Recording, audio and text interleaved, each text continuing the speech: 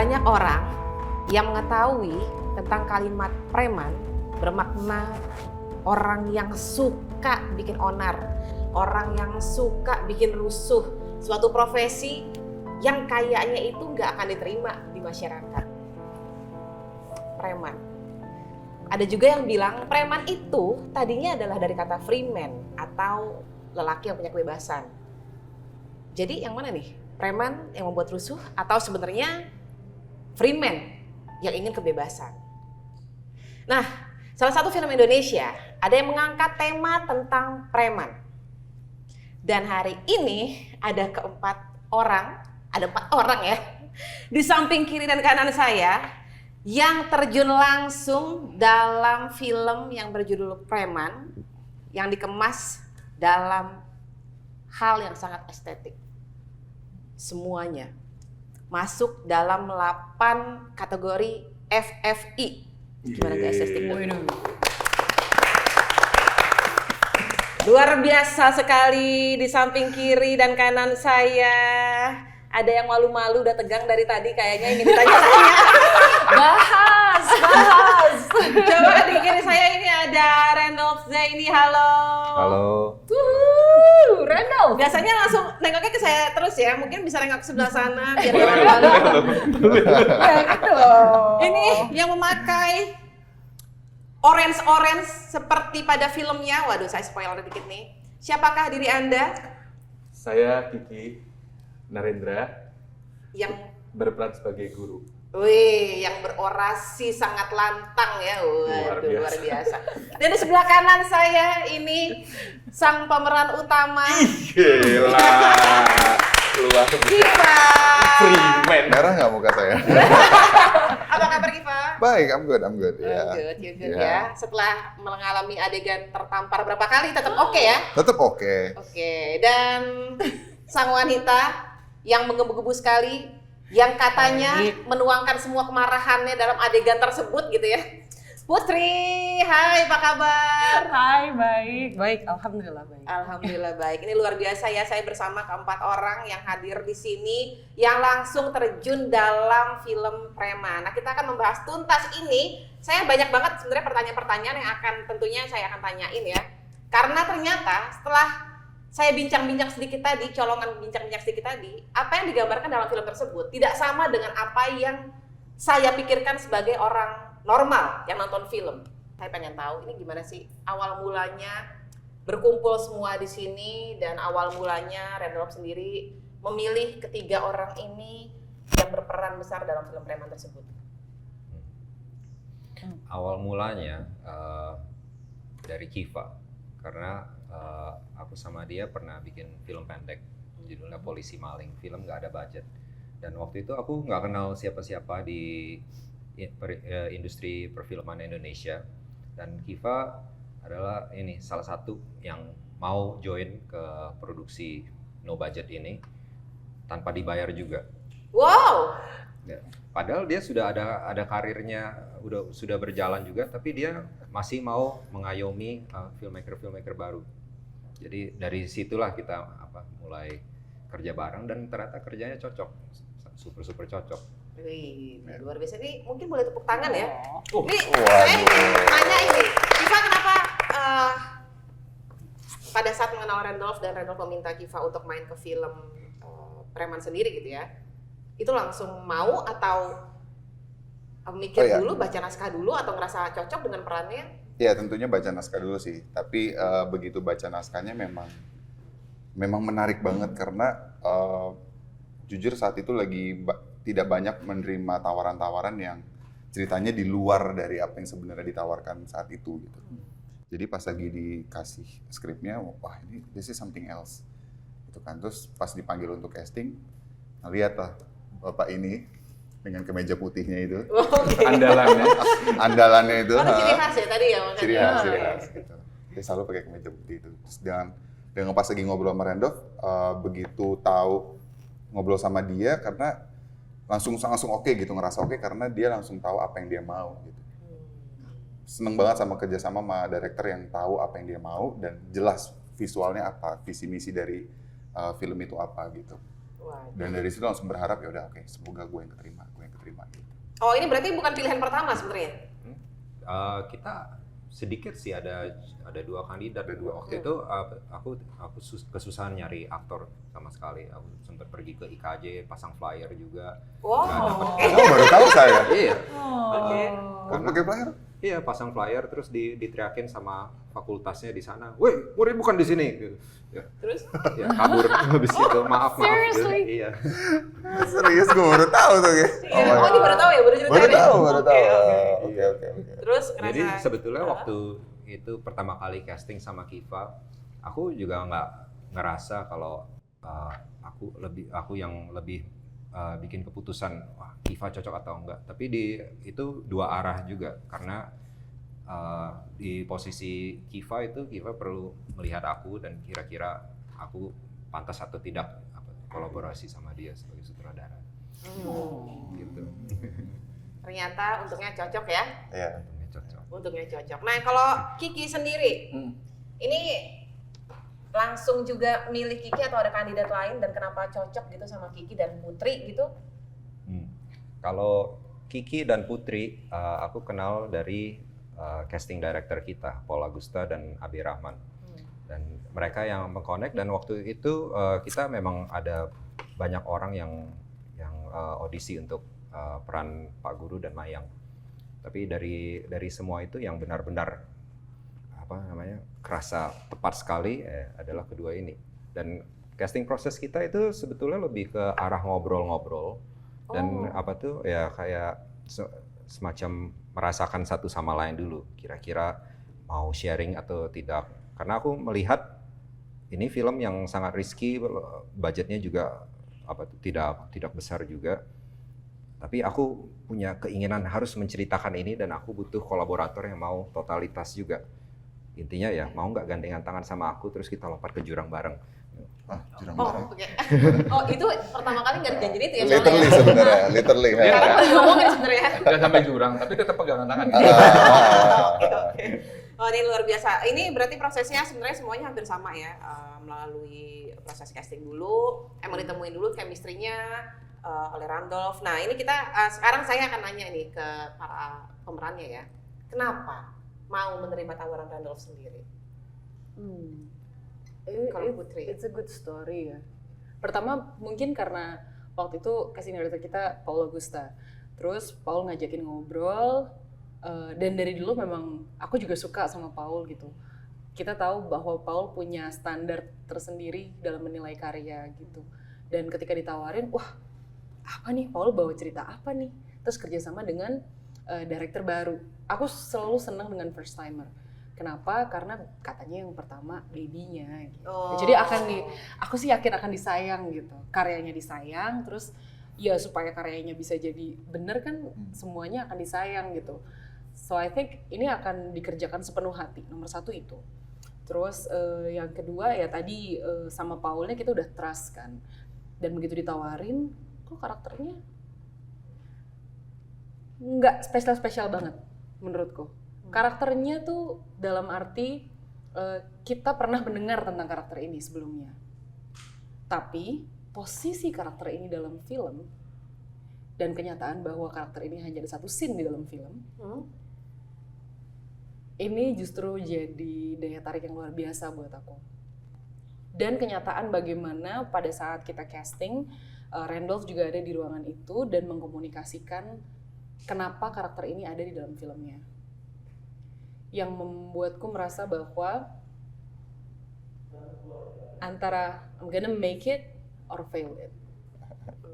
Itu ternyata dalam karakter tersebut ya, itu ternyata walaupun sedikit, walaupun 1 part aja ya di situ, ternyata dampaknya sangat besar sekali untuk putrinya sendiri juga gitu ya. Dan itu memang sih pada saat di karakter film itu walaupun sedikit kuat banget si tokoh wanita ini ya. Aku harus lihat supaya aku bisa bertanya karena banyak yang mau aku tanya sebenarnya. Luar Gila, biasa, kita aja luar belum biasa. Tanggung jawab luar luar biasa. biasa. Bagus. Gila, tapi emang keren banget ya. Dan ini jangan sampai aku mengeluarkan kalimat-kalimat yang ada dalam film nih. Spoiler ya. Boleh sejauh apa sih spoilernya? Aku juga pengen di spoil, belum nonton. Tipis-tipis aja, tipis-tipis aja. Iya, ini tapi keren banget ini. Dan saya akan bergeser ini ke karakter yang bikin gemes. Ini gemes loh, beneran aku lihat gemes banget. Gemes ya.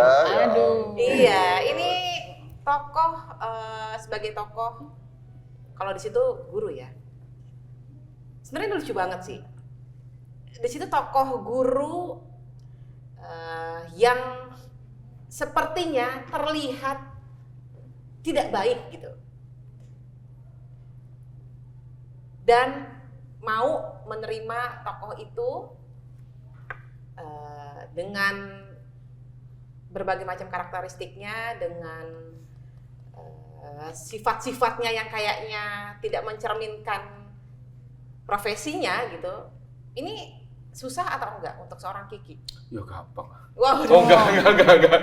Siap. Iya, sebenarnya kenapa aku menerima karakter guru ini gitu, ditawarin sama Randolph.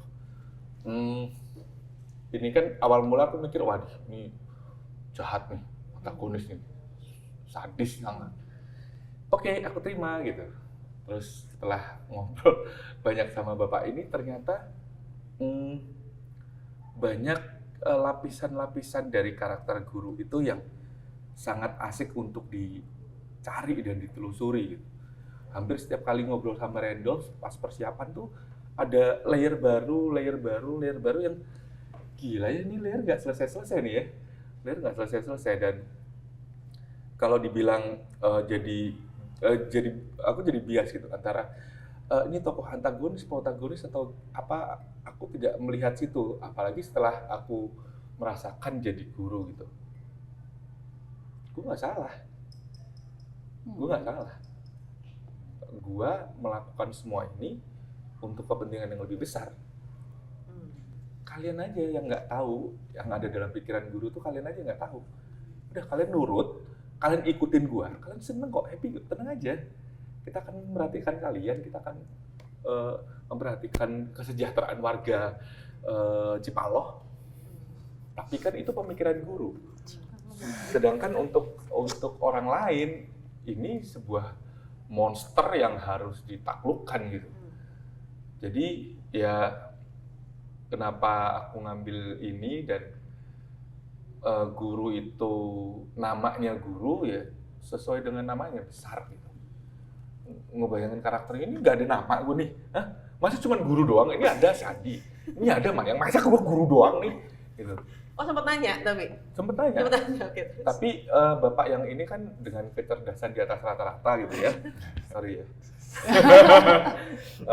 Dia selalu memikirkan semua hal detail yang ada dalam skrip.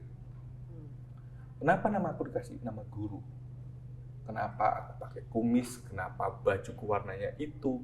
Kenapa pakai kacamata? Kenapa semuanya hal-hal detail itu selalu diomongin sama kami. Jadi masing-masing tokoh itu bisa utuh tampil di layar itu ya berdasarkan hasil diskusi kami masing-masing dengan Randolph. Dan itu sepanjang aku bermain film selama ini, aku belum pernah nemu sutradara yang segitu detailnya. Baik hal persiapan maupun pas produksi, itu nggak ada yang sedetail orang ini gitu. Kadang kita pikir, ini apakah terlalu detail ya? Apakah nanti bisa nyampe ke penonton ya? Tapi hal-hal itu yang benar-benar dipikirin sama dia, karena dia yang nulis ya, dia tahu semua cerita di balik itu gitu. Jadi kita ikutin aja pokoknya. Dan persiapan kita sangat ideal ya. 2 bulan tuh buat film di Indonesia tuh cukup ideal. Privilege sih. Itu kita benar-benar dikulik. Jadi begitu pas produksi, masing-masing dari Mayang, Sandi, aku, dan teman-teman lain tuh udah jadi. Tinggal pada saat nanti kita mau take, kita masih harus sedikit di-adjust lagi dengan bapak yang ini gitu. Adjust ya. Di-adjust. Jadi kalau mau take pasti kita diajakin ngobrol, yuk Ki, kita ngobrol dulu one-on-one, padahal udah mau take, udah mau set, one-on-one, maaf. gue mau diapain lagi gitu. Tapi nggak banyak juga yang di-adjust. Karena dari persiapan kita udah jadi karakter. Gitu sih. Luar biasa detail banget ternyata ya. Ampun. Mengakui semua ya. Ini kita balik ke perasaan masing-masing ya. Aduh, Masuk kalau dalam ngomongin perasaan. perasaan mewek bentar, aduh. Udah nahan-nahan udah ngomong aja tuh udah. Iya, iya, iya. Aduh. Emang tujuannya buat itu. Aduh, boy, ini cara tali kasih apa gimana? Pertemuan Buat kali Randolph, kasih. Randolph pengen tahu juga kan, apa sih yang dirasain masing-masing pemeran ini pada saat bekerja sama dengan seorang Randolph. Mungkin dari Iva Ini sendiri. udah tahu deh. Kita utarakan dengan Kita sungguh-sungguh. utarakan. Apanya nih? Maksudnya kenapa dengan Sandi itu atau gimana? Yang dirasakan pada saat bekerja sama dengan Randolph, apakah sebenarnya dia sosok yang menyenangkan sekali atau pada saat di lapangan aduh nggak banget, karena tadi yang bilang sweet tuh cuma Putri aja ya. Iva sama Kiki enggak, Dan beberapa Aku belum pemain ngomong lainnya juga apa-apa loh. Aku belum tapi ngomong. kodenya tuh udah nyampe. Kodenya udah nyampe ya. pemain lain juga nggak ada yang bilang sweet. coba Gimana? The good things about Randolph tuh adalah kita selalu apa ya? I don't know ya. Correct me if I'm wrong gitu. Gue tuh selalu sama dia tuh kayak udah tahu dia akan ngomong apa, dia maunya apa, terus dari polisi maling ya.